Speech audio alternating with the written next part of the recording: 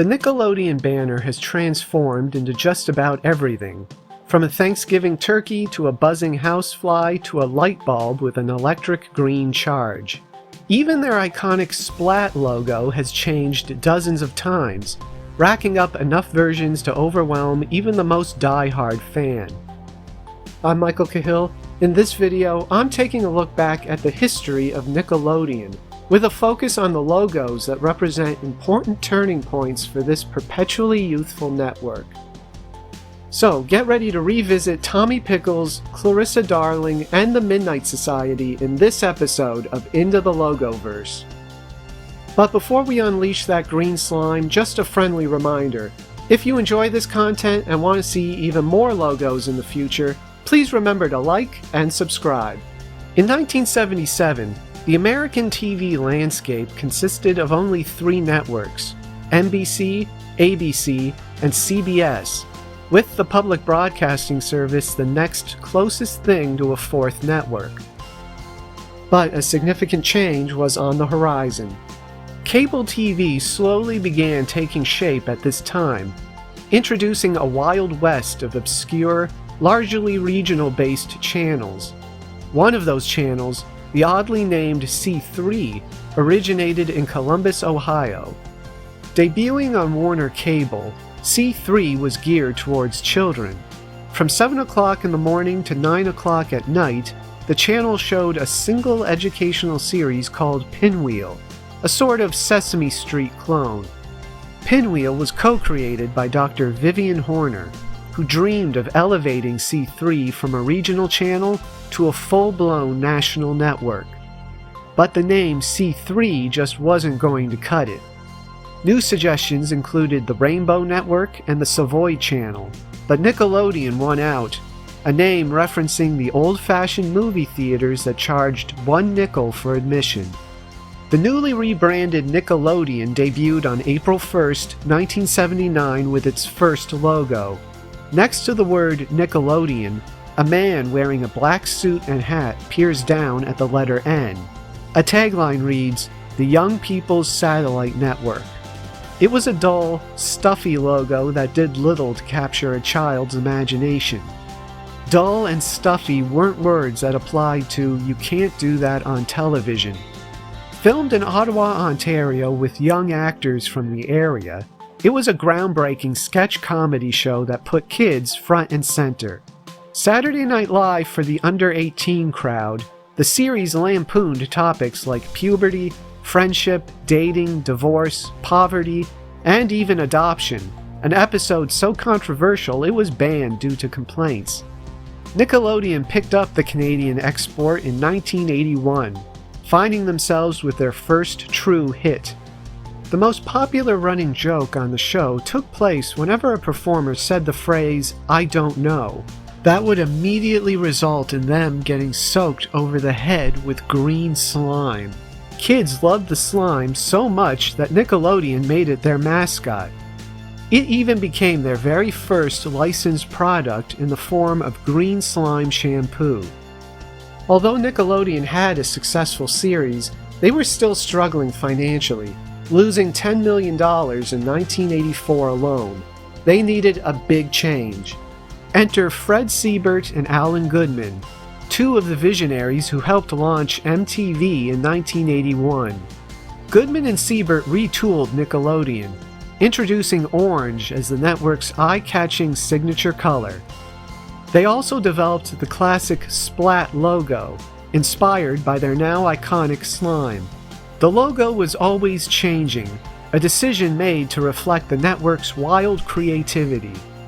But every variation follows 2 basic rules. 1. The color orange must stay the same general shade, and 2. The name Nickelodeon must always be legible. Back to the slime. 30 gallons of the stuff was made for every episode of Doubledare, Nickelodeon's first game show. Premiering in 1986, Doubledare gave the slime its official name, GAC, borrowed from a street term for cocaine. Hey, it was the 80s. Goodman, Siebert, and producer Al B. Hecht created the Kids' Choice Awards in 1987. This being the analog era, Voting took place over the telephone and with paper ballots. In 1990, a hollow orange blimp became the official trophy. If you're wondering why a blimp, that design was chosen from one of several early logo variations. I've always loved the blimp design. It's simple and fun, lending itself to an endless number of reimaginings. But for me, nothing beats the original. Another favorite of mine is the spinning hat logo.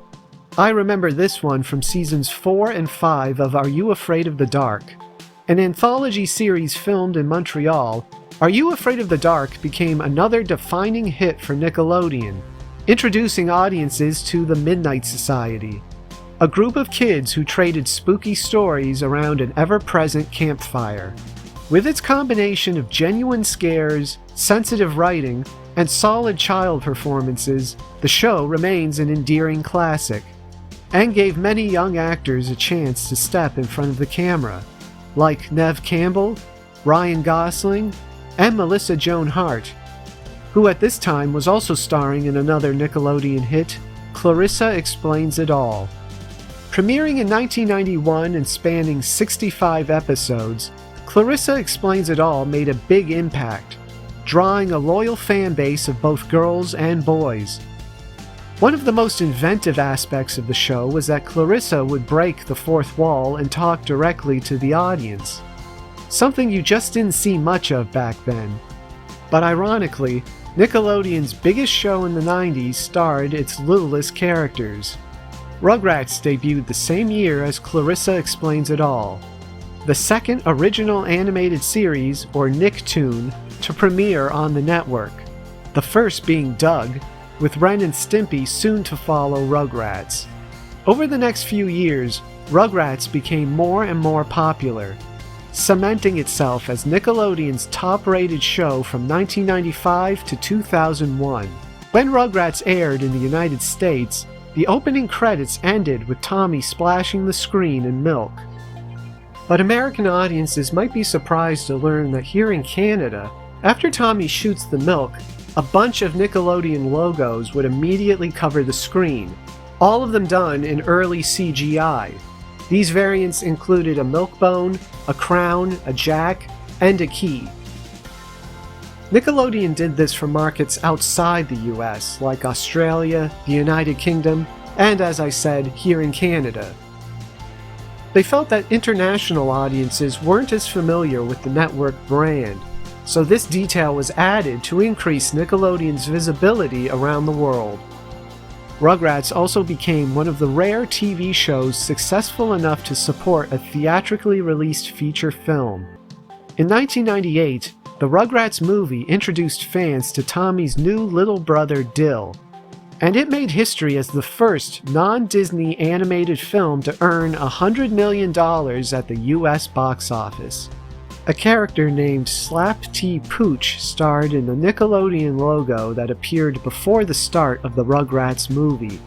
Coming from the network's animated anthology series Oh Yeah Cartoons, Slap T. Pooch is seen fighting with an orange glob in a zany battle, which ends when a giant purple foot squashes poor Slap, leaving behind a huge footprint. The two rules are reflected perfectly here, with the unmistakable orange color and the clearly legible text. But Nickelodeon's first venture into the world of theatrical films came 2 years before the Rugrats movie, when they released Harriet the Spy in 1996. An adaptation of the 1964 novel, Harriet the Spy starred a young Michelle Trachtenberg as the titular pint-sized spy. Nickelodeon used a clever parody of the TriStar logo, which featured a Pegasus majestically galloping across a cloudscape before soaring off into the sky. Here, a blue rhino clumsily runs across the clouds, knocking some over and revealing them to be nothing more than cardboard cutouts. The rhino then trips over a cloud-shaped Nickelodeon banner and collides into the screen. The banner transforms into a Splat logo, with the blue rhino left comically dangling from it. As the 90s went on, Nickelodeon continued producing beloved hits like Hey Arnold, The Wild Thornberrys, The Amanda Show, and of course, SpongeBob SquarePants. It's only fitting that a network dedicated to children would embrace that childlike creativity with a constantly changing logo. There have been so many great variations over the years. Which is your favorite? Let me know in the comments. I'm Michael Cahill. Thanks so much for watching, and until next time,